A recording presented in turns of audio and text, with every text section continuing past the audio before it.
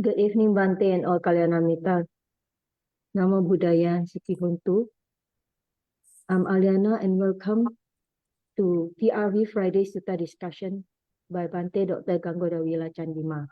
Tonight's class is the day 136 of Sutta discussion class, the second class of Chula Kamma Vibhanga Sutta with topic, why do some die early while others live longer? Chula Kamma Vibhanga Sutta is the 12th sutta that has been chosen by Bhante Chandima for this sutta discussion. In previous classes, Bhante has discussed about Mangala Sutta, Ratana Sutta, Metta Sutta, Sigalowada Sutta, Dhamma Cakkappawatana Sutta, Sabasawa Sutta, Patakama Sutta, Atmasamajjivi Sutta, Alawaka Sutta, Dajaga Sutta, and Giri Mananda Sutta, which Bhante has elaborated those sutta in depth. For those who have missed our previous classes, please check on Ti-Ratana Vihara Aman Perdana Klang's Facebook page and YouTube channel. We have uploaded the previous classes there. We are always welcoming newcomers, therefore, please share around about this class to other friends or family members so that whoever that wish to join the class via Zoom, where we can engage directly with Bhante, can contact the Vihara through TRV Facebook Messenger or WhatsApp. Or you also can join the class from Ti-Ratana Vihara Facebook channel, where we broadcast the Sutta class live on every Friday evening from 8:30 p.m. till 10 p.m. Kuala Lumpur time. Now let me introduce you about our speaker, Bhante Dr. Ganggodawila Chandima, who is the Associate Editor of the Journal of International Buddhist Studies, or JIBS, which is published by the Buddhist Research Institute of Mahachulalongkorn Raja Vidyalaya University in Thailand. Bhante was previously a research fellow at the Center of Studies in Religion and Society, or CSRS, at University of Victoria, Canada. Bhante Dr. Chandima was also a Theravada Buddhist chaplain at the University of British Columbia in Vancouver, Canada, from year 2012 till 2016. Recently, Bhante Chandima has joined Ateneo de Manila University in Philippines as Assistant Professor of Buddhist Philosophy. Bhante is also the Senior Advisor to Patisota, a virtual Dhamma organization that hosts a weekly online Pali reading class, Sutta discussion, Dhamma talks, and a variety of other Dhamma activities. His Dhamma work can be accessed at www.patisota.blogspot.com, and we also can follow Bhante at Patisota Facebook account. Without further ado, we welcome once again Bhante, and as always, thank you very much for the wonderful guidance and teaching. Sadhu, sadhu, sadhu. Thank you, Aliana, for the introduction again. Good evening, Dhamma friends. Welcome back. Welcome back to day 126 of our Friday Sutta discussions, which we started in 2022, I think. Yeah, almost. It's been almost going to be 3 years for this 2025. It's a long time, and some of you were actually there even in the first couple of years. So let's get started by paying respect to the Buddha. Sadhu, sadhu, sadhu. Namo tassa bhagavatu arahatu samma sambuddhassa. Namo tassa bhagavatu arahatu samma sambuddhassa. Namo tassa bhagavatu arahatu samma sambuddhassa. Today we have Aliana, Sadiris, Kelvin, Margaret, Kim, Sherry, Melinda, TC Lim, Jessica Lim. Lim is the one who is facilitating us through Zoom and then Facebook. And Kema might be new today, probably. And then Wu, Samita, Li Ling, Yuan, Bi-An, and Skyler. Maybe some others might join as we proceed.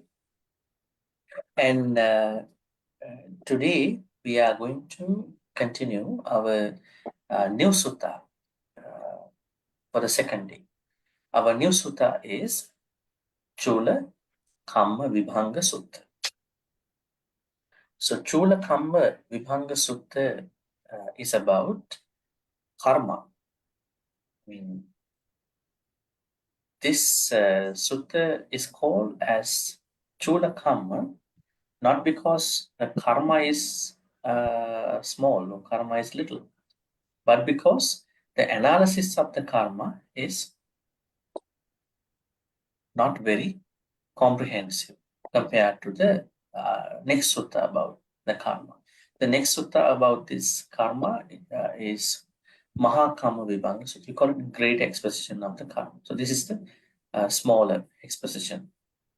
But I think for us, they all are great expositions because karma is such a very wide concept. So according to the monks, senior monks and the Buddha, this is what you call the shorter exposition. And then the next one is the sutta that we're going to be discussing that will be Mahakammavibhan Sutta.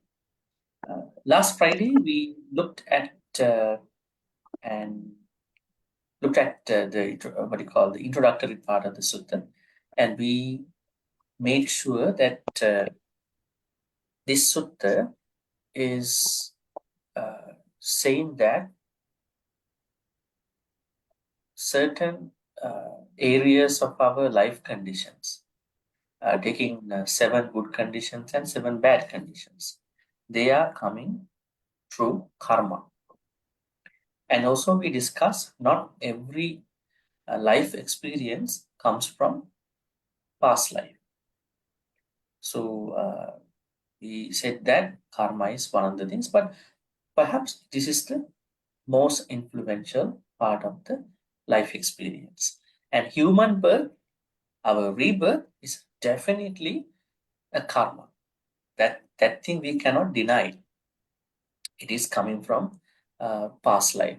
So we will look at today the first 2 parts. That means we said that the Buddha talks about 7 life conditions, the bad condition and the good condition. Actually, what happened was there was a man called Todaya, and Todaya was such a very stingy person, right? We call stinginess to be Machariya. What is the Pali word for stinginess? Machariya. And Machariya is about not being able to give it to somebody because the person who doesn't like to give to someone does not like other people consuming, does not like other people enjoy. So there are different types of people who are not giving, right? Not only one type of person. So we cannot tell that everyone who is not giving has the same mentality. Some people simply don't like to give to other people, dana and all that. Some people don't like to give because they don't like to see other people enjoy what they give, right? So there are many ways to look at the stingy person. And then in some other suttas, Buddha talks about different stingy people. Now, one type of stinginess is Dhamma Macharya. We discussed that in a different class actually. There are different macharyas, different types of stinginess. So stingy people are not equal all the time. There are people who have Dhamma Macharya. Now you might see why Dhamma is a part of Macharya. Because we are learning from Dhamma how to overcome Macharya. But there is something called Dhamma Macharya. Dhamma Macharya means someone who has become stingy because of learning Dhamma. How can that happen? Let's say you are learning a lot of Dhamma things, but at the end of the Dhamma sharing talk, or maybe tomorrow, maybe not, a few weeks after, you are not happy to share with someone.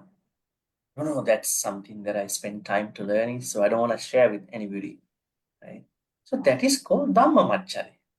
So you don't need any food offering, any gift offering, anything else. Even learning the Dhamma can be a certain type of Macharya, the way how you are going to use it, right? So we are supposed to share, but be careful. Don't share Dhamma with the wrong people, right? It might be a problem because maybe they don't like it. Maybe you are not able to understand how to do it in the proper way. Because we are not the Buddha and then who are dealing with Angulimala type of people, right? Alavaka type of people. We are human beings and human beings have different human beings. So then we understood that this Todeya was also kind of a Macharya person. But Todeya's Macharya was not about Dhamma Macharya. He had not learned Dhamma. His Macharya stinginess is about what he had, what he possessed of. He possessed of a lot of money, a lot of treasures. So he did not like to share any of those things with other people, and he passed away. And then what happened? After he passed away, he was reborn as a dog somewhere, and then the son, Suber, his son, would like to pet the dog. So he brought the dog to the house, and then actually, why he became a dog was just to protect what he left behind. Right? Very interesting, right? That means when you have stinginess, you are not able to leave the place. Now, there are people at that time, they thought the dead people come as ghosts, right? This is what you see. But now dead people come as dogs. In this instance, we understand the dead person doesn't need to be a ghost essentially. He was a dog because why he became a dog? Becoming a ghost and coming to the house has no purpose. So he became a dog and came to the house just to protect the belongings. At the same time, this particular dog didn't like son to give anything to anybody because he knows what son is using is his inheritance.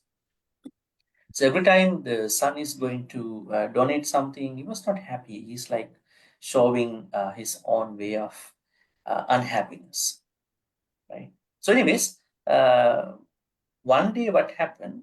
I think I wanted to share again in summary because some of you were not there last Friday. One day, the Buddha wanted to actually Subba, the son of Todiya passed away. Subba wanted to give a dana to the Buddha. And then what happened? This particular dog was asked to ask. At that time, the animals used to talk, right? This is what we know from the Jataka stories and all these books. But somehow, after many centuries, they lost the ability to talk. I don't know what happened to them. Something must have happened to them. But at that time, animals used to talk in their own ways. So the dog didn't like that the Buddha would come to his son's house, and then he wanted to misguide the Buddha. He wanted to have him lost on the way. And then he started barking a couple of times, and he started bringing him, to different roads. And finally, Buddha said, "Todeya, you did the same thing when you were a human. Are you doing the same thing right now?" And then the dog understood he was identified by the Buddha, so he left the place from a different road. Right? But you are not asked your pet dog to send to the temple, right? To bring the monks over to the house. Never do that. The monks will be very unhappy to get them invited by a dog. But anyways, then what happened? In the dana activity, after the dana, normally there is a dhamma talk. It's one of the Vinaya activities. I mean, Buddha said every monk, when you have dana from a devotee, after the dana, you have to give at least a short talk. But this talk shouldn't be a very long talk. Something that the devotee can feel delight about what he or she done. So in that, after what you call the dana talk, dhamma talk, Buddha said to Subba directly that this dog is not anybody. This dog is your father. And he was not happy about it. How come you tell that this my pet dog is my father? And then he said, you could try two things. One is, um, I mean, after this dana time, maybe you can give some kind of food, maybe rice without water, and then uh, after he finish eating, when he perch somewhere, go and stroke his body, and then ask, "Dear father, uh, where did you bury the rest of the treasure?" And then he will show you somewhere. The Buddha told him. And then the second option was something that Subhamanoka told the Buddha, Bhante, if it didn't work, I come to the temple, I want to blame you for putting my father as a dog. Right? And then what happened? The first thing really worked out, and the pet dog brought him to the kitchen and then started digging somewhere and then found out the rest of the treasures that even the son was looking for. And out of happiness that what the Buddha said had worked out, the son Subba went to the temple. And then he met the Buddha, and this is the incident that we see in the story, this sutta. You see, now son knows that why my father became this kind of an animal. So he was more towards why is the difference between people and their human conditions and their different realm conditions arise. Why do they exist? So this was the very question that we see in the Chulakamavibhanga Sutta. So what happened if you just go over a little bit from the beginning? You can see here. What is the cause? What is the reason? We discussed these two Pali words. Kohetu, kopacheyu. These are two words. In Buddhism, we have to understand that it is not that every result has a cause, but also between every reason and result or cause and effect, there is a condition, and there are conditions. So say, for instance, like this, we say cause, and we know here effect, or you can say maybe reason and result. Let's take this part. And we don't normally look at what's happening between. So between these two, cause and effect, there are 1,000, even more than 1,000, maybe even lesser than that. There are a lot of conditions that are happening. That means cause is conditioned by, we call them pachya. So because of the pachyas, a cause becomes an effect, and vice versa, effect will become a cause. So this is the nature. This is what we call as paticca samuppada, hetupala. But normally people don't look at it. People say hetu, cause, pala, effect, but they don't talk about pachya. What are the conditions that make hetu to become pala? And what are the conditions that make pala to become hetu? So this is what we understand through the 12 parts of the dependent origination. Anyways, now son Subba, understood that there are hetus and pachyas. There are reasons, causes, and conditions for different people to become different. And then he directly asks this difference in this way. You can see here. Bhantes, there are certain people who die early and who live longer. This is what we are going to discuss today. And then you can see second and third, fourth, fifth, sixth, and seventh. Yes. And see the second one is, I see there are certain people who have sicknesses all the time. They always complain about their sicknesses. And there are people who have less health problems. And third category is there are certain beings who are not very much beautiful enough, and others, they are so beautiful, pretty handsome. And also he said there are certain people who are not accepted, powerful, when they go to a certain place. And there are others who are highly accepted, venerated, respected by everybody. And there are others who have less money, and there are others who have a lot of money. And there are others who were reborn into lower caste, like India. This is a problem. Time. And there are others who were reborn into very high caste. And there are others who are very unwise. And there are others who are very wise. So, what is the reason, or what are the reasons, and what are the conditions that make certain human beings, to become this different, this distinct? And the Buddha said, karma. It is the karma. If you ask a very generic reason, that is karma. And the Buddha said, karma is our inheritance, karma is our birth factor, karma is our real relative, karma is our forlorn help. I think these are important. Dayada means we always, is it very very bothering thing that people to think about, do I have inheritance from my mom, dad, my lineage? I think when there's an inheritance, people are very much bothered by that. But the real inheritance comes from our own karma. And then yoni means our rebirth factor. Definitely it's karma.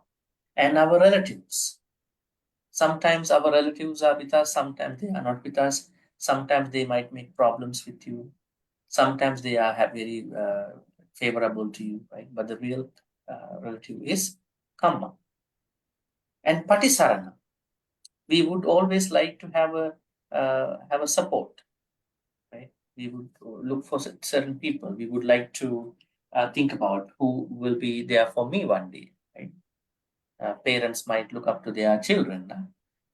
Will they come and help us one day? We are getting old, and then who will be with us? This is something that is happening in many people, right? And then if it is a marriage, if it is a relationship, and they are looking up to each other. And then if it is another place, the same expectation can happen. But the forlorn help, when everybody leaves us, when we have to leave from everybody, our what you call forlorn help, the only help is karma. So now karma has been described in such very interesting aspects. All right. Now, this is the place we are going to look at from today. Let me read this part and then we will go to the rest of the areas. Nako ahang imassa bhoto gotamassa sankittena basitassa vitharena attang avibattassa vitharena attang ajana. Now, Subha told the Buddha, Bhante, now you had told me in very brief language, sankittena means very brief, but vittarena attang avibattas, that means would like to hear it in a little bit more information. And then vittarena attang ajanami, and I don't know the meaning in explanations. Sadhu me Bhante, it would be very nice, it would be very appropriate for the blessed one, the Gautama. Tata Dhamman Desetu, give a Dhamma talk. Yata aham imasabhuto Gautama sankittena basitassa vittarena attang avibattassa vittarena attang ajaneyan, in a nice way. Bhante, when you, as you can see translation probably, Master Gautama, please teach me this matter in detail so I can understand the meaning. And then the Buddha said, this particular idea. I think this is very important. Before a monk or whoever give a Dhamma talk, this part has to be highlighted. What is it? When the Buddha is giving a Dhamma talk, he's asking the audience to do a couple of things. One is sunahi. Sunahi means, what does sunahi means? Or sunati, sunahi. Listen. Right? Listening is number one. And then the next one is sadhukam, manasi karohi. Sadhukam means well, manasi karohi. Manasi karohi means, here the translation has been given as apply your mind well. Manasi means mind. and try to bring this to your mind in the proper way. So that means this is a very individualistic activity. You can do two things. You can hear from this right ear and then take it out from the left ear. I mean, that is up to you. Oh, maybe while you are listening from here to here, you can think about whether I can bring the necessary relevant things into my mind. Because if the mind is not affected through the Dhamma talk in the proper way, that means it's going to be a waste of time and you are not even trying to let it happen. That means listening as well as being able to bring it to the mind, applying it to the mind. Actually, applying to the mind means applying to attitude, your views. And then when you are able to apply to your views, you are able to bring it to the practice. So the being able to put in the practice is the most important. So now the Buddha asks Subba to do that. Then he said, Basisa. Evan Bhoti. Yes, Bhante, Subho Manavo. Subba, young man Subba, Todeya Putto, the son of the Todeya, Bhagavato Pachasu. Refer to Buddha, Bhagavata the Buddha. Okay, now this is the part about why people die early. Is that something very interesting to all of you? Why do people die early? You want to find out the reason? Right? Yes. Normally we are leaving that up, up to a forensic medical officer. Why people are dying early, when they can't find out. But here we have to be very careful. There is a Pali word here which says some, not everybody, not all the premature deaths can be assessed through this, but some. It might be the majority, it might be a minority. So let's see here. Maybe we will ask someone to read just to spice up this text. Who would like to read this part? You raise your virtual hand. Yeah, from here to here.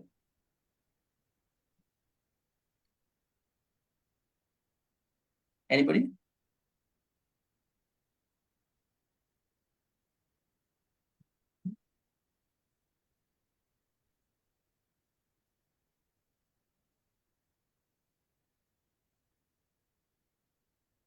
Anyone would like to read this part? Okay, please. Ida manawa ekako iti wa puriso. Ekacho. Ekacho, yeah. Ekacho iti wa puriso wa panatipati hoti luto lo hitapani ha. I cannot see that. Oh, sorry. I think my screen is broken. Let me see. I got to downsize my screen. Hold on. How do I downsize it? Okay, I got it. Ida, okay, Vem, and hata pahate, nibito adaya pano pana butesu. So tena kamena evam esamatena evam samadhi nena kaya sabeta param marana apayam dukatim.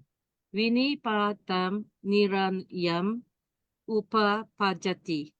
No che kasaisa beta param marana apayam dukatim vinipatam niraram upapajati sache manusatam. Agachati yata yata pacha ya pachajayati apa yukohoti. Apayu kam samwatanika esa manawa patipada yatitam. Panatipati hoti, luto lohita pani, hata pahate, nivito adaya pano, panabu teso. Sadhu Bhante. Okay, great. Idha manava ekacho ittiva purisova panatipati hoti. Luddo lohitapani. Hata pahate nivito adayapan pana bhutesu. So tena kammena evan samattena evan samadhinnena kayassa bheda param marana apayan duggati, vinipata, Vinipati. nirayang, upapajjati. No che kayassa bheda, parang marana, apayang, duggating, vinipata, nirayang, upapajjati. Sache manussattan agacchati. Yattha yattha pachajayati. Appayuko hoti. Appayuka samvattanika. Esa. Managa. Patipada yatida. Panatipati hoti.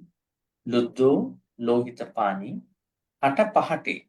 Nivitto adayapanno anabhutis. Now the Buddha very clearly explains to us why ekachu. This is the Pali word I want you to look at. Ekachu, some. Why some people experience premature death. We never know. We will go through that, but this is the reason for that. Okay. Now there are certain. Ekachu means certain or some. Ittiva purisova. Some women or men, or there may be a man or a woman who is engaging in panatipati. Okay, now we have to discuss about this panatipati. This should be a very difficult thing for all of you, because when you go to Vihara, you always take the precept, right? I don't know how you understand that. Maybe I will ask you now. What does panatipata mean? Wherever you go, the monks say you have to take the precept. So you have to take you take it, but don't know whether you are cognizant about, you are cognizing about what they are giving you. What does panatipata? I'm asking. Don't tell me that not lying, what I call not killing, because this is a very broader thing. The idea of panatipata is a very broader thing.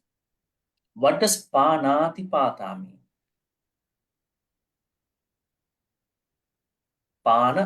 Killing. Yeah. Here, panatipata, taking time. Atipata. Atipata. Atipata means you are causing. Atipata means you are causing someone's life to fall. Atipata. Pata means patati, fall down. You are causing someone's life faculty, we call it life faculty, to fall down. You are causing it. Even you kill, you are doing that by yourself. Whether you are doing through somebody else, it is the same thing, right? Right? It's the same thing. This is what we understand. Let's say someone is trying to kill. Maybe someone is either a hitman or what you call contract killer or whatever. This is what you call causing someone's life to drop. So the idea is atipata pana. Now, is it clearer than when you understand not killing? Because when you say not killing, it's a very blanket translation. It's very blanket. I mean, we don't know how does it happen. Sometimes I step onto tiny creatures when I walk. I drive. Maybe perhaps I think there are tiny creatures on the road. So moving from a blanket translation into a very specific translation with regard to Pali, it is said that if you are causing someone's life to fall down, we call it jivitendriya. In Abhidhamma, we call it jivitendriya. That's a life faculty. If you are causing any sentient being's life faculty to fall down, drop, that is panatipata. And that involves huge amount of intention. So now they are looking at the source of someone's premature death, early death this could be the reason for some people. The Buddha said, it is because there are some people who are committing the breach of the first precept in Panatipata. Not Veramani, okay? They are, the precept for them is Panatipata, Sikkhapadan, Samadhyam, no Veramani. Right? When you say Veramani only, you are becoming a good person, right? They are Panatipata, Sikkhapadan. Panatipata, Veramani means? What does Veramani mean? Veramani. Abstain. avoid, abstain. Abstaining. That is the important part, right? But those of them who are not practicing this, what is their precept? Their own precept. Panatipata sikkhapada. I mean, they are trying to kill, like some of the yakhas, some of the devas in Chatu Maharaj. So here, now this person seems to be engaging in the Panatipata activity. Not even that. Luddho. What does Luddho mean? Luddho means cruel. A very cruel person. Have you seen such cruel people? Very sick people, expecting other people to die, and always looking at, life in that kind of a bizarre way. There may be such people. Cruel. Luddho means cruel. And then, actually, when someone is engaging in Panatipata, the person has to be cruel, right? Definitely. And then the second characteristic of this person is Lohita Pani. What does Pani mean? Pani means hands, right? Hands. Then Lohita, what kind of hands are they? Bloody hands. Bloody hands.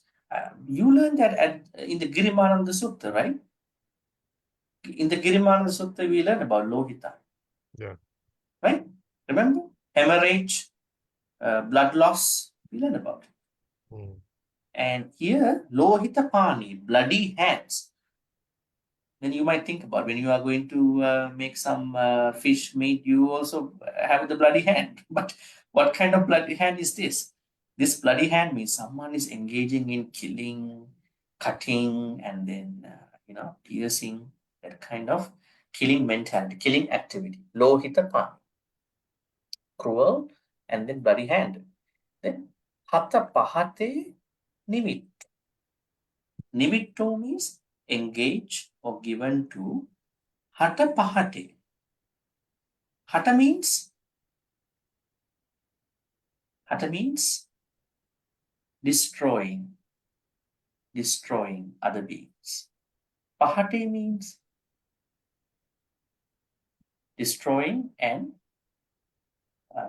this violence. You can say violence and killing. So the person is full-time engaged in the violence and killing. Are there people who are doing this 24/7, 365, looking for the destruction all the time, right? So hata pahate, given to. Nivitto means given to, or I would say engage in that violence and killing. Hata pahate nimitto. Then, once again, cruel, bloody hand, engage in the destruction in terms of violence and killing. Adaya panno. Adaya means adaya. The opposite of adaya means, what is daya? Adaya is to take, to give. No, that is a different one. Adaya is having Yeah. taken Here, what? daya, the opposite of adaya is daya. Daya means empathy. And adaya means being callous, cold-hearted. There are people who don't want to be feeling oneself. Maybe they want to actually put oneself in other person's shoes about what's happening. They can't empathize. So this person is adaya.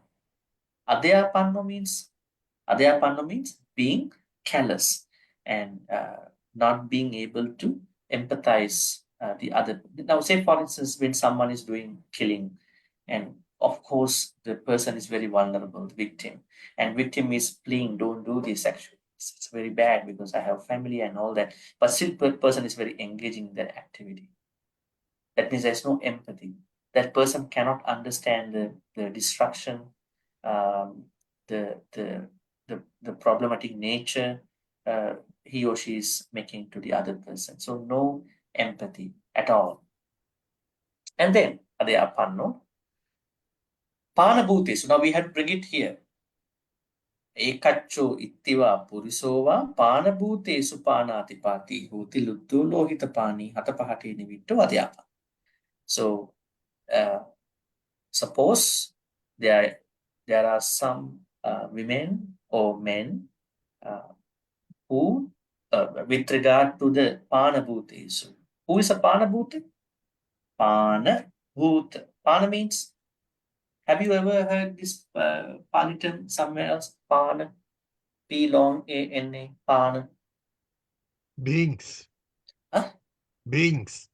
Yeah, beings. You may have heard. But Pana. another way to understand this in our usual Dhamma jargon, Dhamma words, Pana.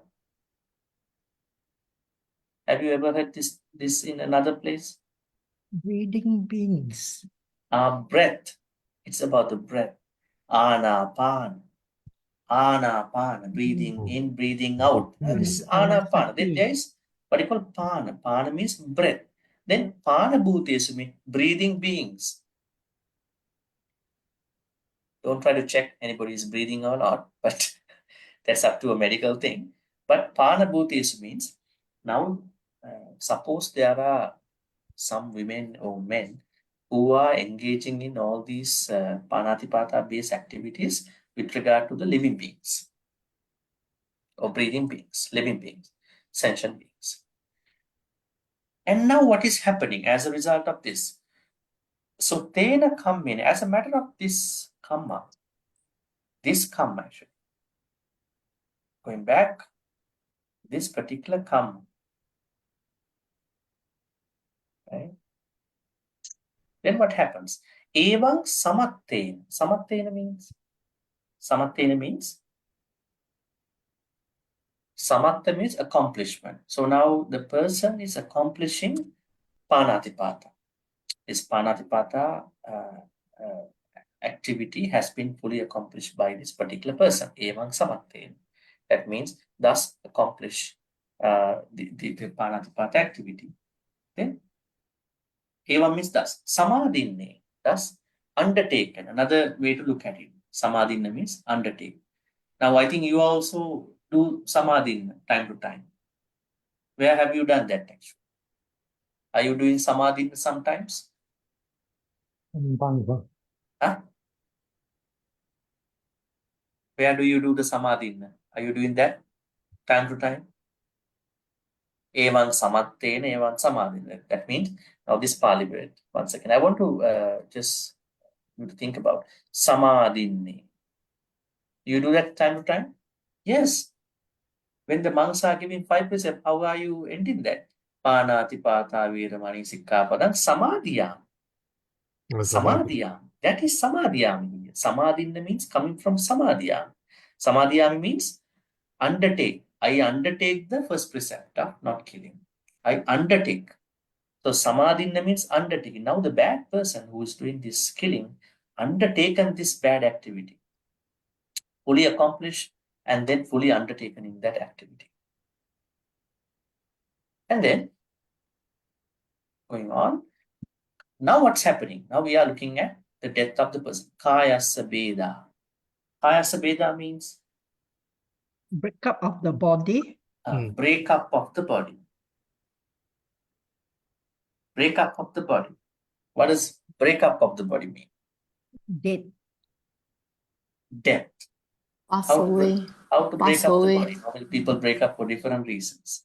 Not a good day to talk about that, right? With the breakup of the body. Breakup means breaking up of the 5 aggregates. Rupa, Vedana, Sanya, Sankhara, Vijnana. So they are going to break up, right? So Buddhism has only one breakup. That is the breakup of the body. There are no other breakups. So breakup of the body means breaking up of the 5 aggregates. So now everybody has to die as a part of that experience. With the breakup of the 5 aggregates, what's happening? Param Marana. Param means after. Param means after. Marana, after the death. Marana. The death. Then what's happening? Definitely, now we are talking here a hell experience, but look at it. The Pali words the Buddha is using here, they are pretty much synonymous. apayang, duggating, vinipatang, nirayang. So nirayang is the noun here, but all the others are alluding to the verbs are alluding to the referring to the nirayang. Hell, Apayang here means apayang means hell Ufu. realms, hell. free. Yeah, that's the thing Awful. I'm trying to explain here. We should not Awful. take them hell here because hell is the niraya. But here, Niraya. but in cultural Buddhism, if you go to Sri Lanka, when somebody from Buddhist background is to talk about apai, oh yeah, hells. Actually, apai is not the hell. Apai is a Awful. certain explanation about niraya. So apaya means absence of happiness. Can we find out happiness in a hell? No. So that's why apaya means absence of happiness. So you could, on the other hand, say a realm of misery. It's a miserable place, realm of misery, apaya. Or in this explanation, because it's all these words are alluding to niraya, this word.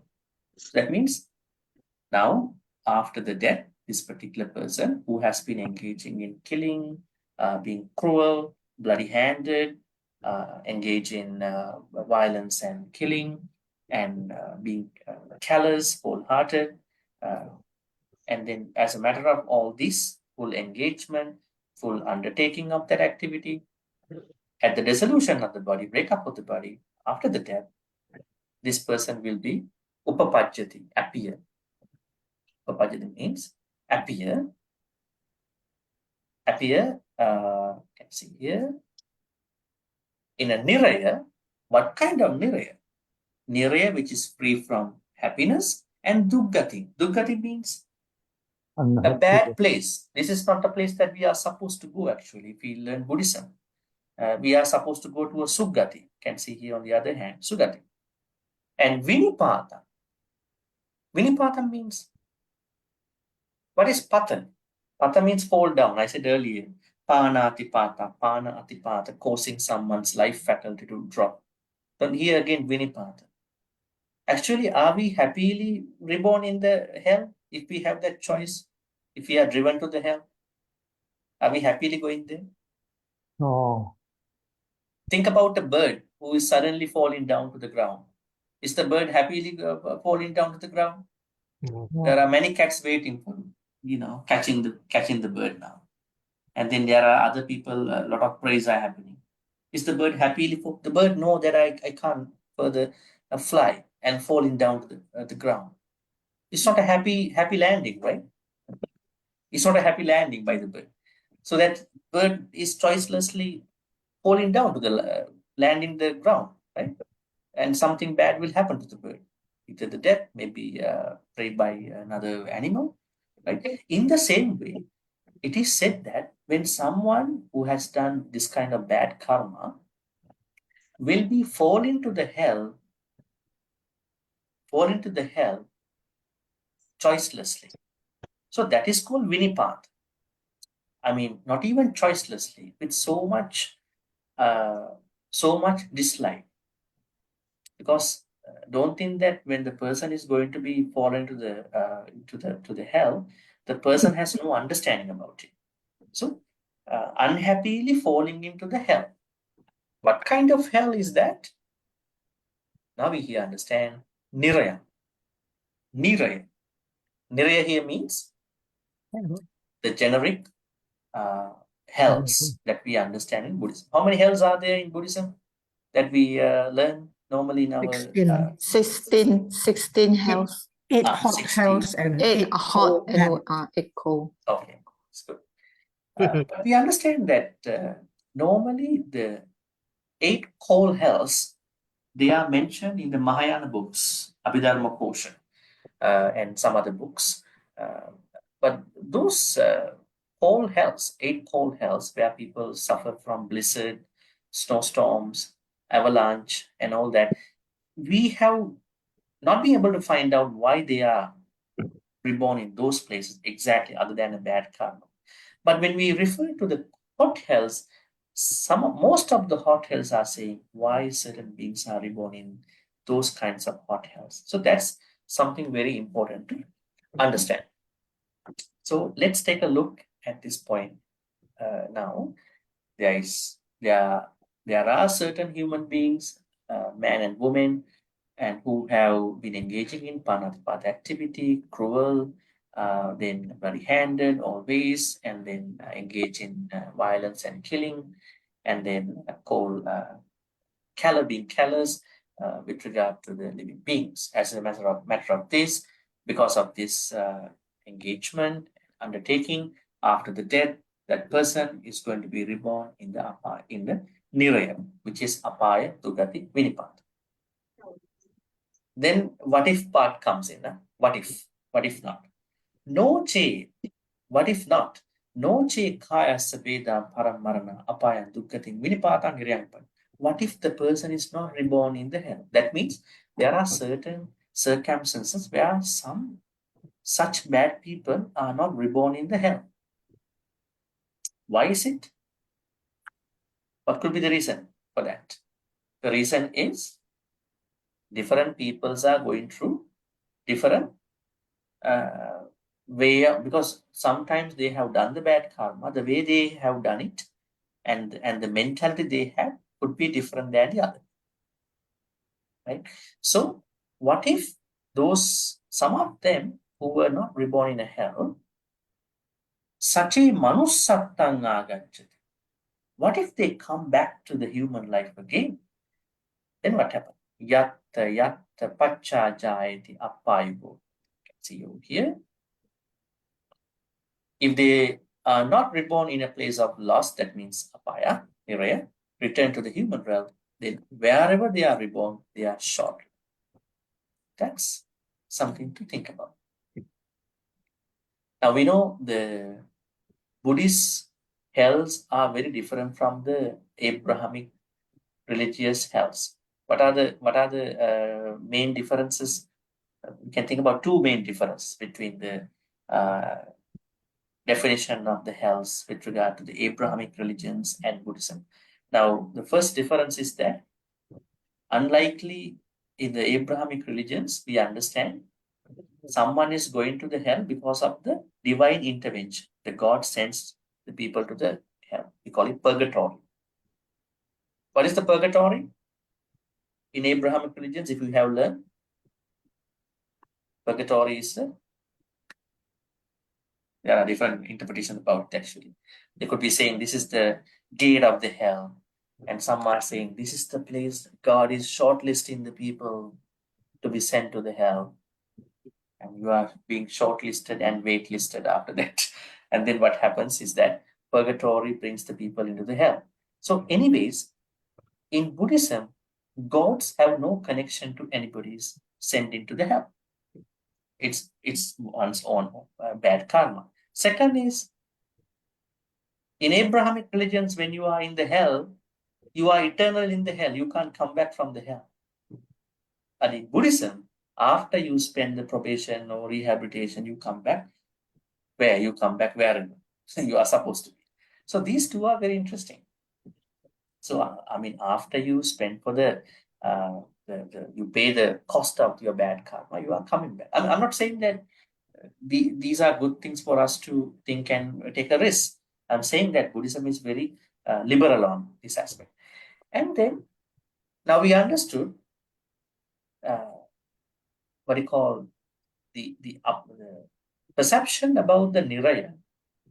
Once again, I think we just kind of slip away from the Niraya's perspective. We said that there are 8 hot hells and there are 8 cold hells. These cold hells are coming from Abhidharma Kosha or maybe the Mahayana books. On the other hand, Buddha never talks about 8 hot hells in many suttas.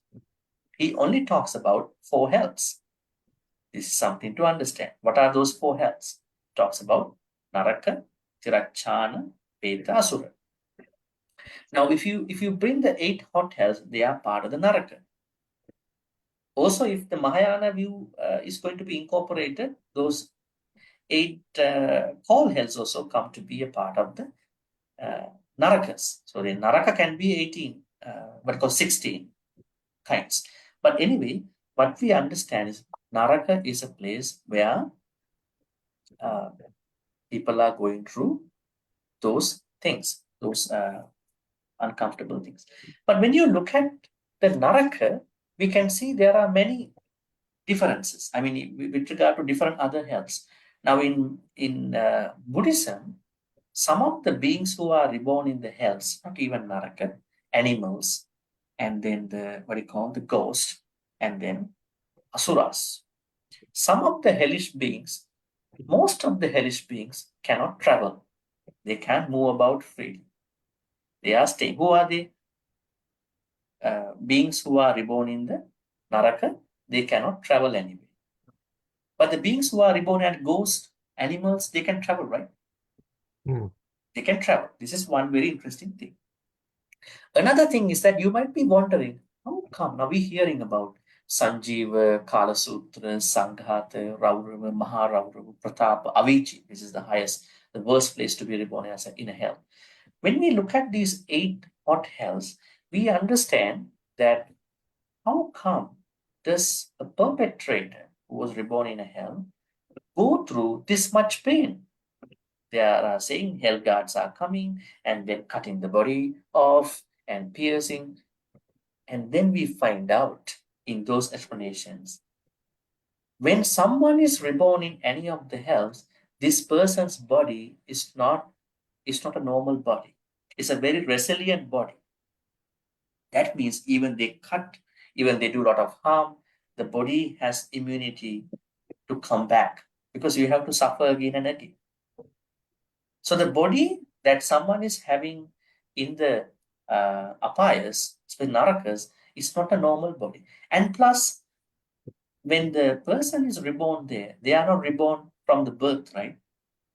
When anybody is reborn in the hell, they are fully grown adults. They are not babies now. In the human world, you are reborn, and then slowly you are gradually growing. But when somebody is reborn in a hell, they are reborn simultaneously as grown adults because you have to go through the pain. So in this way, Buddhist view of Naraka is something that someone is going through um, different pains depending on the karma that they have done. Now, looking at the 8 hot hells, we understand Sanjeeva, Kala Sutra, Sanghata, Raurava. They are the main, what you call fundamental hot hells, where someone is reborn to go through the pain for the things like murder, stealing, and even there are many other things. I'm not trying to talk about these things just to scare you, but I'm trying to say that these are things that we have to learn. And there is one particular hot hell, we call it Maharaurava. People who are reborn in the Maharaurava, they are reborn there due to their verbal misconduct. They are talking bad things to other people. But keep in mind, I always mention this, the bad karma you are doing with speech, they are more powerful, right? It's like that, engage in an activity and then tell something to somebody. That's why the 5th hot hell is a place where people go through more suffering. But when you look at it, it's not a murder. It's the wrong speech. Very interesting. It's a wrong speech. So when you do the wrong speech, and then you are suffering a lot. Actually, when you do a wrong speech, you are making other people to suffer a lot too, right? When you hurt somebody, this can be a lifelong hurt after that. And then the last 3 hells, what they call Tapa, Pratapa, Avicii, they are places where people struggle due to their mental crimes. What are the mental crimes?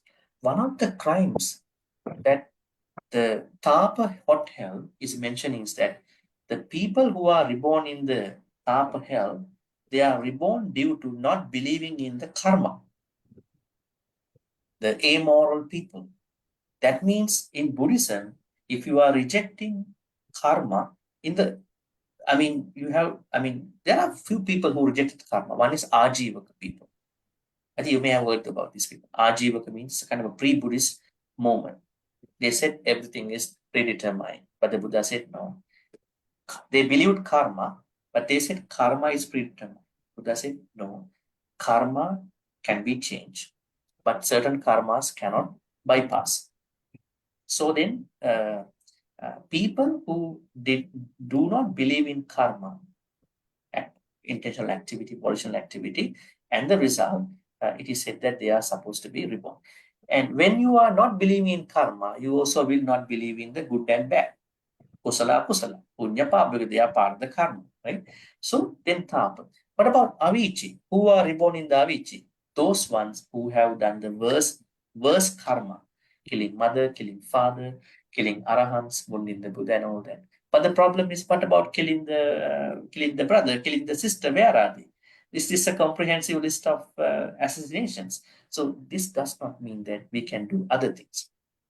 It means the importance of becoming a Sotapanna. Because in the Ratana Sutta, Buddha clearly says, Chacha Vitanani Ababbu Kata. Right?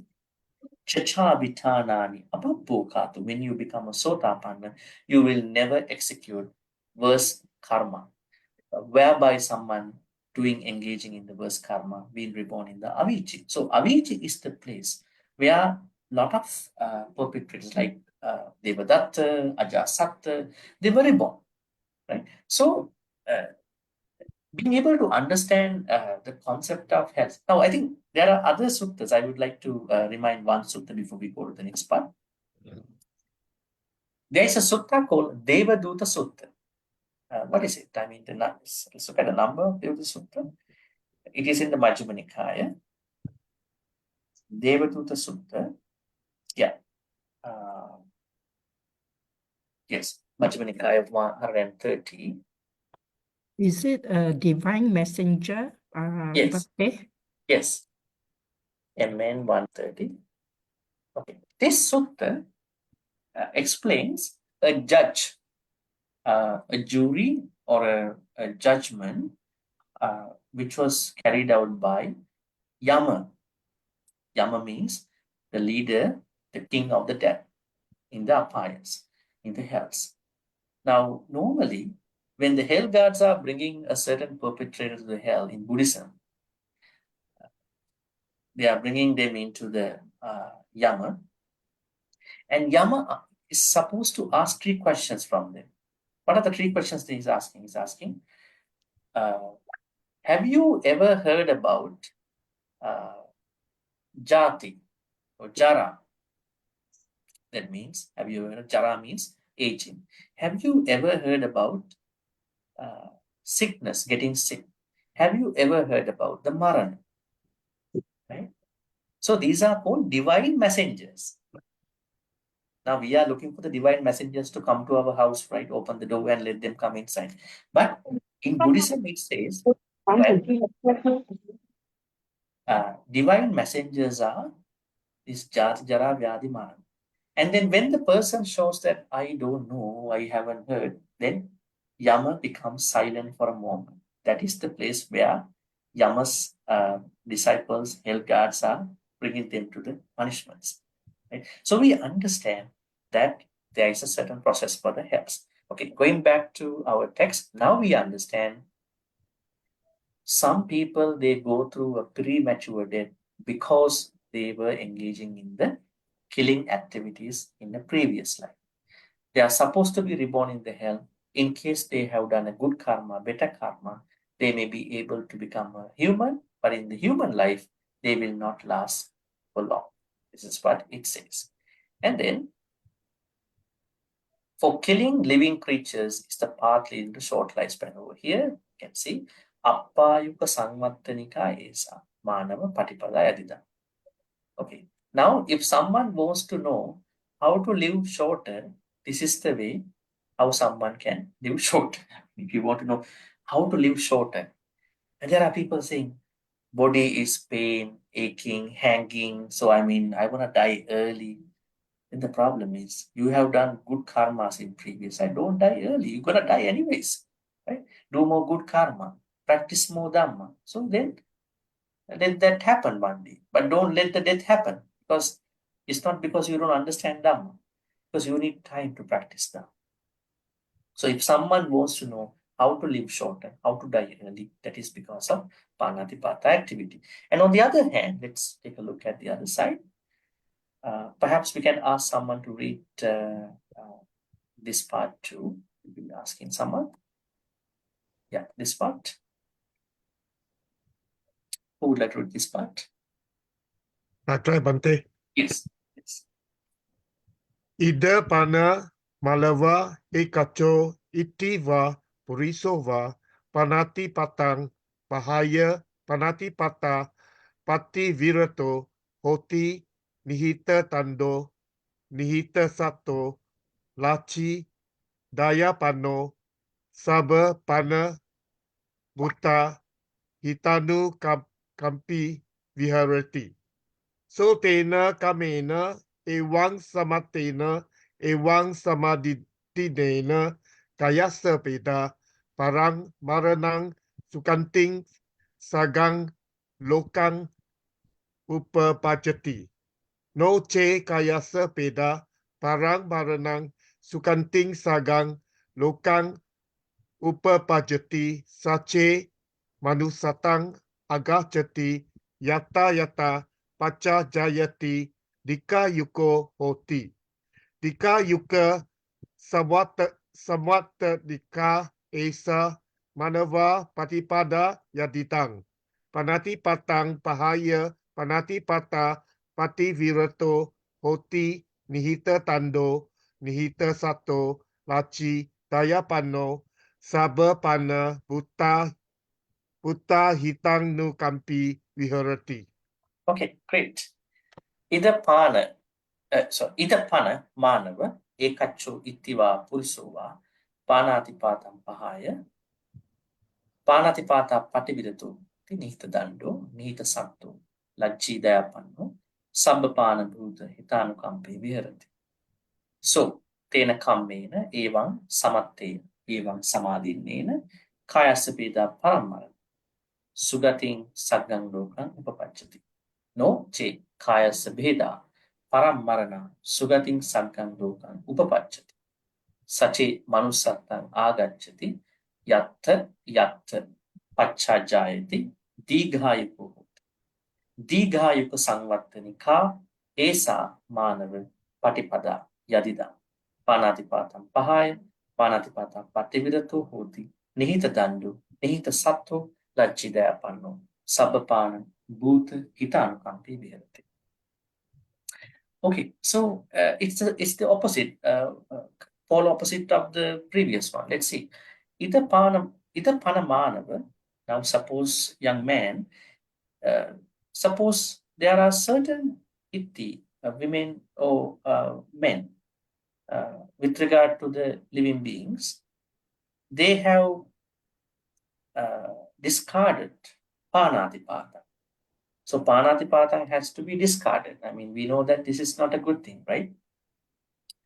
Killing, causing someone's life faculty to fall down is such a very bad thing. So then having discarded this idea, not even that, panatipata pativirato. Pativirato means pativirato. Pativirato means not just abstaining from panatipata, trying to completely go away from panatipata. Sometimes you are abstaining a little bit, but you are not completely refraining from that. Are you seeing some of the occasions like that? You are still killing beings in a way, but you have a certain practice.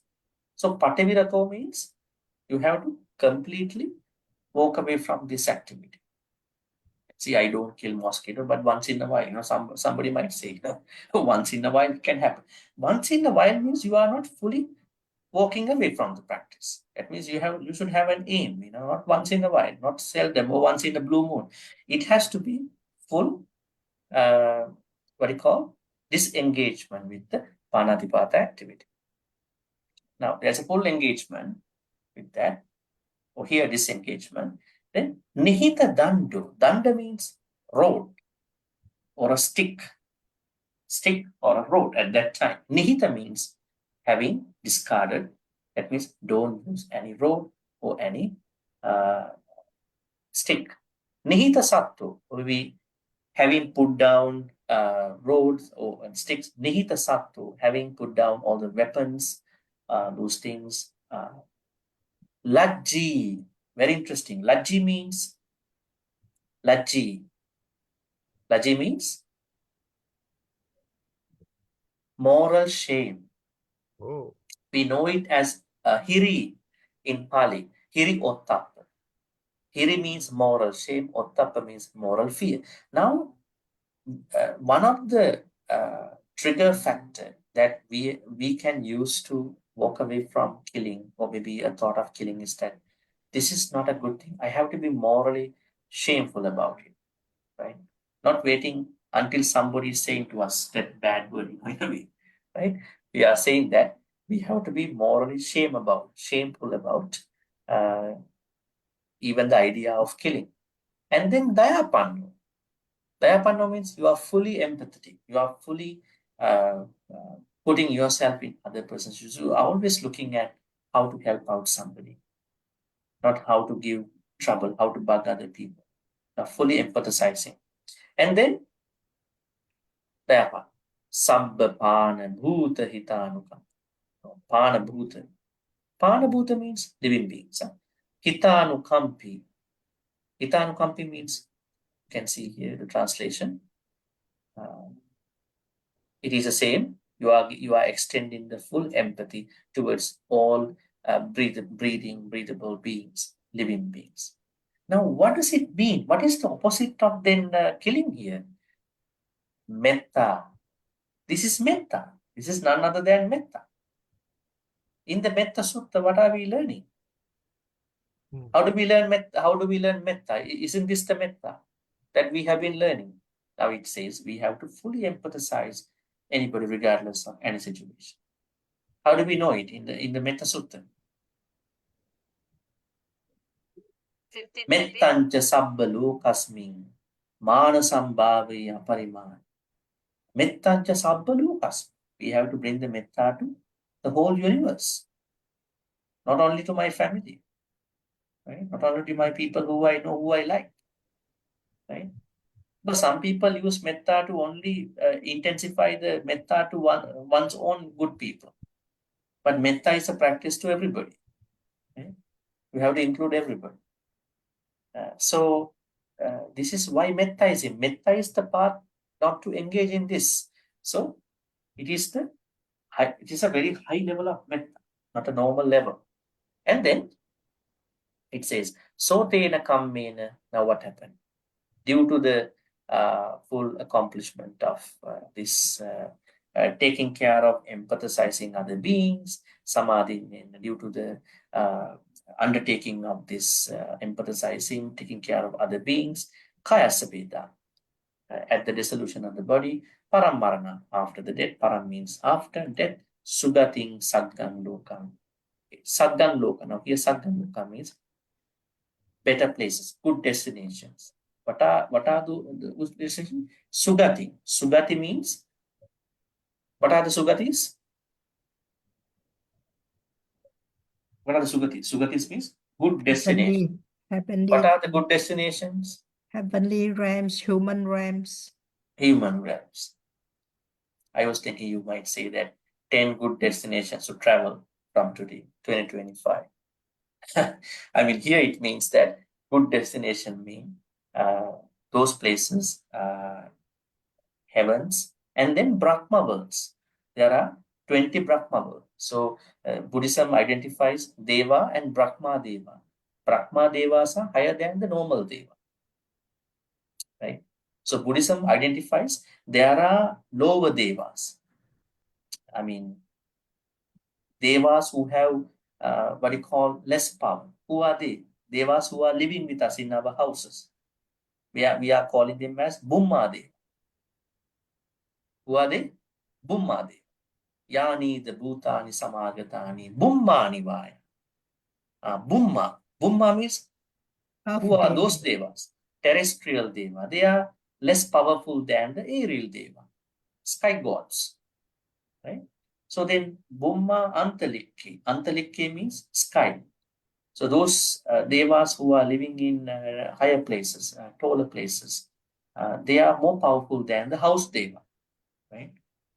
There are house devas, there are devas in the trees, we call them tree devas, rukha deva. They are not more powerful than the sky devas, but they are more powerful than us, definitely. So now here what it says is that, as you can see here, when someone is really taking care of oneself and other people, having lots of empathy, that person is going to be reborn in one of the 20, 26 destinations, happy places. Now we are not talking the human world now, human space now. Now we are going to talk about him. Now, then we are looking at certain human beings who are living longer. The mortality rate is very high. Let's see. Okay. Noche kaya sabida. What if at the dissolution, break of the body, paramarana after the death, sugating saggang lokam pachati, not going to be reborn in one of the 26 heavens, then such a manusattanga, come down, come back to the human world. Yat pachaja, again and again, reborn. Tigay ko hoti, live long. Digayuk samvattanika esamano. But then this is the way how to live long. Then how to live longer? To avoid even the slightest killing opportunity. If you have the opportunity to kill anybody, any being, avoid it. That is the way to live long. Right? Now, when you look at videos online, there are people, if you want to live longer, 3 things, being healthy, eating good food, and then, move all the time, and sleep and recovery. And then another video is coming out. Don't worry, eat everything what you want, drink whatever you want. I'm 90 years old. Now, people are actually looking at what is going on. As 90 years old lady talking, I drank everything what I want to drink. I ate everything what I wanted, but I'm still good. And then the other person talking, you have to be conscious about your body. You have to move. You have to always walk. You have to sleep. Recovery is important. Yes, technically speaking, we are looking at a more, healthy life. But not even the health matters. There are sometimes people who are eating very good, moving all the time, sleeping all the time, maybe as usual, but they die early. Why is it? Karma matters. Karma matters. That's why we here understand being able to have done good karma is important. Especially what good karma? Not that you go to the temple and offer dana only. You have to avoid every opportunity that you can kill anybody. You can kill anything. That is the way how you're going to survive in that. Right? So that's something very interesting. Right? So this is what we've been talking today. And then at the end, we here understand that's the second part. That means the second problem. Second problem is, let's over to the next Friday. Why some people are always sick, why some people are always healthy. All right, any questions? Bhante, just now you mentioned that people who does not believe in karma will go to hell. Correct? That's what it says about the yeah. So those theistic religion, they don't believe in karma, they believe in the creator God. So that means those theistic religion, those people who follow theistic religion will go to hell. Does that I think Buddhist karma only applies to Buddhist people. Yeah, that's a joke actually. On the other hand, we understand actually when someone does not believe in karma, it is very normal to engage in any activity, good or bad. Now, but if you take an Abrahamic religious person, say for instance, someone who has done a lot of bad karma, then what happens before the death? A priest is going to the house of that person. The priest is going to say, don't worry, I'm going to expiate you. We are going to get the mercy of the God. The God's mercy will help you to expiate from. Then the person is dying without worry. The God took care of the problems. So that means in a way, he changed or she changes the mind, how he or she looked at the problem. So when we look at Abrahamic religions, they will not believe karma the way how we believe. Now, say for instance, in the Philippines, we understand here that people believe karma when it comes to the wrong things, bad things. They never bring the karma to the good things. When they talk about karma, okay, you are having a bad time, yeah, bad karma, you know. But when they are happy, when they are doing good, that's not karma, you know, something else. So this is, people look at it differently, but still there are certain elements of responsibility, moral responsibility happening. So what I see is that although Christianity, Hinduism, or any other religions don't talk about karma explicitly, but they have certain areas where karma is discussed in their own. Now, here what we understand is if someone is amoral, has no belief about the karma, has no responsibility about what one does. I think most of the Abrahamic religions, they have the responsibility. I don't think they don't have, but they don't view it as our Buddhist karma. Yes. So we are bringing this Buddhist karma to everything. Yeah. That's how we look at it, actually. Okay, so we got a question here. Any questions? What age considered long life? What is the definition? So it is a very conditional thing, case by case thing. Now, if you go back to the Buddha's time, it is definitely 150-20, right? And then if you look at today's world, it could be the mortality rate. Go to a country, maybe it depends. It depends on the time. It is said by the time of the Buddha Maitreya, it can go even 1,000 ages. So it depends. So it depends on the time we are living in the world now.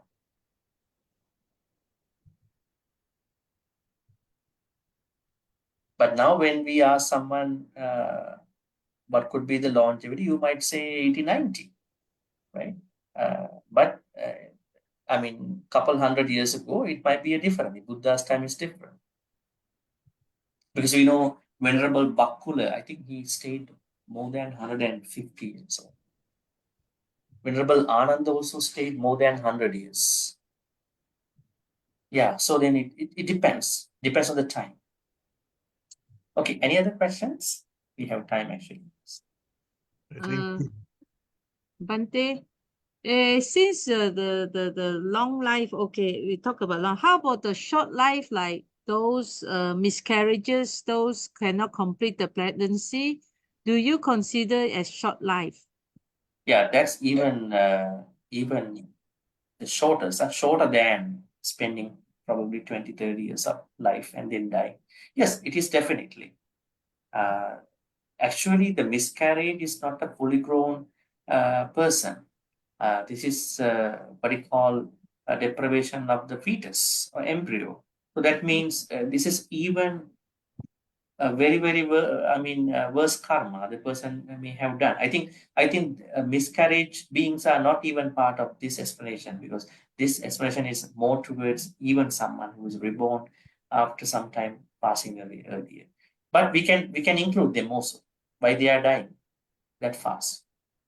But if they die fast, is the formation of the fetus, but the person who, should they feel that is their responsibility? Those who have miscarriages, the woman, the mother, sometimes they really go into depression. Yeah, that is taken from a different angle. I mean, now if you ask me from why is the being dead as a part of the miscarriage, yes, that was the answer. Now, if you look at it from the mother-father point of view, that's a different thing. It could be karma. It could be sometimes the what do you call not being able to properly maintain the fetus, probably in a way, because not letting it grow properly. I think it is not a place to blame anybody. Yes, I mean it not can happen for many reasons. Yeah. So what you're asking is that it is not mother-father problem, but Is the it might. condition, it can it be said as condition, not preparing it well, the condition.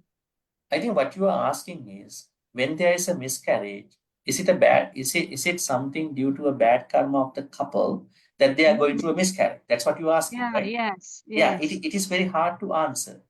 Because everybody who had a miscarriage might understand it differently. So the thing is that it could be and it couldn't be. What about a couple who have not been able to have it, like No baby. Abhay Rajakumara's story? In that story, uh, uh, he was a prince and he invited the Buddha to his house. And then what happened?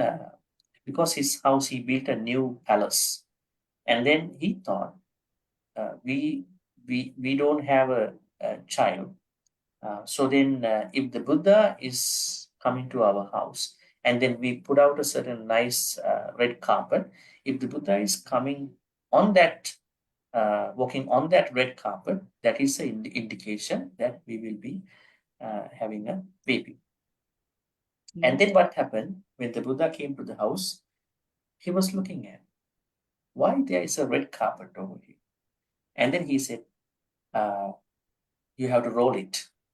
Then he asked why? Because you will never get a baby. Because in one life, you both had eaten a certain animal's eggs at the time that that particular female animal really want to lay an egg. So because of her curse, her suffering, you will never be able to get a baby in this life. So this is a story we see. But Buddha can say that, but we cannot bring this example to all the couples who had a miscarriage, but they are later on they be able to become pregnant. I mean, this is a different case. So there may be different reasons. So I think unless otherwise we understand the particular case medically, we cannot answer this. But there are certain occasions where it happened due to bad karma in a past life. There are. Yes. One question here. What if someone who has long life in this lifetime but done many unwholesome deeds, causing misery to others' lives? How should we see it? It's like the example of the one who dropped the nuclear bomb to Japan, Hiroshima and Nagasaki. The gentleman, US Air Force, I think he spent almost 90 years. Right? He lived for almost 90 years. So thinking about how come he dropped the bomb at the request of the president over there. So the idea here is that, yes, there are a lot of occasions where in this life people are very spending longevity, but what they are doing out of their akusala activities, they are really bad. So they will go through their results in their next life. Because the way how karma takes effects depends on the maturity of the karma. So karma maturity is a very different topic. So they will happen. And then another question. It is said that certain places, like the people's lifespan is longer, say 100 years old, while in some places it's much shorter, example 50 years old. How can we explain these differences based on the Buddha's teaching? Actually, you are referring to the lifespan given in the Sutta text about the Deva. Now, say for instance, 50 years of human age is equal to 1 day in the Tavatins. If you look at the Patipujika story, Patipujika, a Deva girl who was one of the wives of Sakka, she was plucking some flowers and she suddenly fell down. She passed away. And then she passed away and she was reborn during the Buddha time in the Savatthi. Then she again married, but every time she was saying something to everybody. I was the wife of Sakka. I want to go back. I want to be reborn. And what happened? She spent almost, I think, 70, 80 years as a layperson in Savanthi. Then one day, every day she was doing, after dana, she went to the, I think she went to the temple, she offered dana, everything. After a couple of hours in the afternoon, she got a sudden sickness, she passed away. So everybody was shocked, monks and everybody. She gave dana, and then after a couple of hours, she passed away. Then they informed the Buddha. Patipujika passed away. And then the Buddha said, no, that was her wish to be reborn back over there. So then she was reborn again near the Sakka, near the place her friends, other Deva friends, I mean Deva wife, they were plucking the flower. They asked, where did you go? We were looking for. That means that was less than a 1 day for them. They still plucking the flowers in the Tavatis. Then she said, I died. I slipped one of the branches, I died. I was reborn. This happened. I came back here. So the humans are having a very, very, very tiny age. But even during that shorter age of time, what kind of bad things they are doing. So Sakka and all the devas were discussing that after that incident. So that means that age difference is dependent upon the other realms. But the problem is Deva age is more specific than the human age. Now, human age is very specific. I mean, not specific. It's changing time to time. Okay, we'll take one more question and we will finalize this. Yes. Kisili, you were asking a question before? No. Okay. Any other questions? Can I ask? Yeah. I'm curious to know the severity of like killing a mosquito. Will it killing a mosquito? So I must admit, those days I was young. We just spit just spit off the mosquito. So the deed that we have done, the act that we have done when I was young. So what is the consequences? It will be like this. Is it short life or does it affect or not? I'm not sure. And how do we do repentance or how do we repair back? I mean, those young age, definitely we ignorance about all this, and it's normal to bit off the mosquito. Okay. I mean, So, to tell the scenario of yeah. of what's happening in reality in myself, being young those days, kids like that, we do bit the mosquito. So there is killing been done. Yes. So what is the repentance or what Okay. is the way we can There go? are two things to look at, two answers. One is that how to look at those kind of tiny things. Yeah. It was not a human. It was not a human, but it happened. Now you are going to do more good karmas, taking care of other beings, empathize, try to stop other people in killing, being very careful about what's happening. This is the only thing you can do about it. Right? Okay. On the other hand, it is not the person who is to be killed, who is going to be killed. It is the killing mind that affects here. Now, say for instance, someone is going to rob a bank and then robbing $1 million. There's another person who is bringing one piece of paper from a government office at the end of the day, right? So the government worker might think it's just a piece of paper because it's nothing. But the problem is not that one piece of paper less than $1 amount. Stealing mind. So finally, Buddhist kusala akusala trimmed down to a bottleneck. This bottleneck is what? The mind. What kind of mind you are engaging with regard to the akusala or kusala? It is kusala or kusala, both. Say, for instance, two people go to a vihara of a dharma. One person wants to become a deva in the next life. Other person wants to put away the lobha dosa moha. So they are differently benefited, right?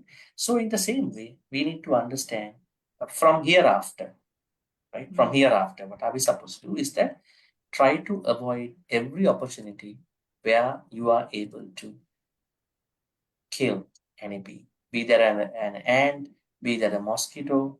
Try to avoid.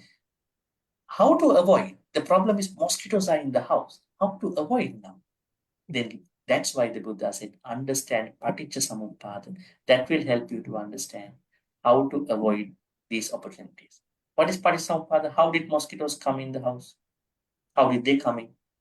Was somebody's ignorance to close the doors, close the windows earlier? Or maybe there are other issues to do. Or when things are going wrong, am I going to call the pest control and pest control coming and then smoking everywhere? Or what do you call doing those things, right? Let's say You have not really taken care of your house. Rats have become multiplied in the house. Rats are everywhere, in the kitchen, house. Then can you catch one rat by one rat and then put them away? I think you are not able to do it, and it's dangerous too. Right? That's why before things become a mess, it's better to clean up, take care, do the necessary thing, be a responsible Buddhist. That will help you to minimize a lot of problems. So one thing is that do more good karma for the past and then avoid all the opportunity to engage in any killing activity. Thank you, Okay, Bhante. let's finalize with the TC. Yeah, please Yes. make it quick. Yeah. Well, you're saying about completely avoiding killing. Or So trying yeah, as much as we could. I mean, that but might does take it us make to sense conclusion. that vegetarians should have longevity? Vegetarians should have longevity. Vegetarians, Yeah, should have longevity because they abstain from killing completely. yeah, they're supposed to be. Yeah. I mean, they're supposed to be, in terms of the diet part and then the mentality part. Yes. But according to the Chulakamvibhanga Sutta, it's more about engaging in the killing activity. Not even being a vegetarian, but also having a good mind, having a positive mind. There are many other conditions that are causing someone to live longer. So they are good things. Okay, for Panati Pata to take place, there are certain conditions that we have to satisfy. Is that in the suttas or only in the Abhidhamma? Panatipata to To take take effect. place, yeah, there are certain conditions, right? We got to satisfy. Okay, I think you are saying a commentarial idea. Yeah. There is a commentarial idea where killing is going to happen. You have to know that it is a being, Yes, and yes, you yes. should have this. Actually, it is a bit complex idea. In the early Buddhism, in these suttas, we don't have that.